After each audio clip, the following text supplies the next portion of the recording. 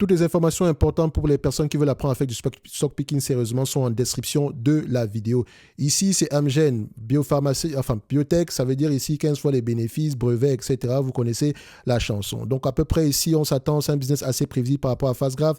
On s'attend à peu près aux alentours ici de 24 $ l'action d'ici 2026. Ça représente à peu près un rendement sur cours de près de 6% ici, sinon plus que ça. Si vous distribuez la totalité des bénéfices nets en dividendes ici, vous aurez à peu près ce rendement-là. Donc il y a de fortes chances que le dividende continue à croître. Mais n'oubliez pas, on paye le dividende avec quoi? Les free cash flow. Est-ce que c'est la même chose? Parfois, ça va ici.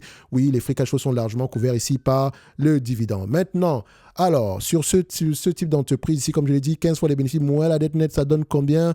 On attend à peu près 354 $, moins la dette nette, 354, moins la dette nette ici, 354, moins 83 $ de dette nette, 354, moins 83 $ de dette nette, je pourrais même mettre 80, donc ça donne à peu près 211 $ l'action. Évidemment, j'ai pris 15 fois les bénéfices parce que monsieur le marché peut payer 20 fois les bénéfices s'il voulait.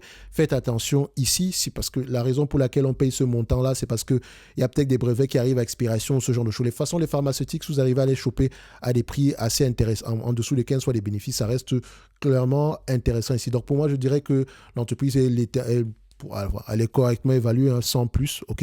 Donc je mettrai ici mon target à 271. Idéalement, ça serait un prix plus bas que ça. Un prix en dessous des 271 pourrait être très intéressant pour moi, mais ça c'est moi. Et vous devez faire ce que vous voulez, ok. Lisez vos rapports financiers, écoutez les conférences calls. Comme je l'ai dit ici, la watchlist, etc., ainsi que toutes les informations nécessaires sont en description de cette vidéo-ci, uniquement pour les personnes sérieuses. Donc on met 271.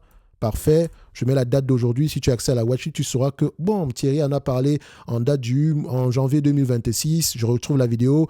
Qu'est-ce qu'il a raconté dessus avant de me faire mon propre avis? Merci. Au revoir.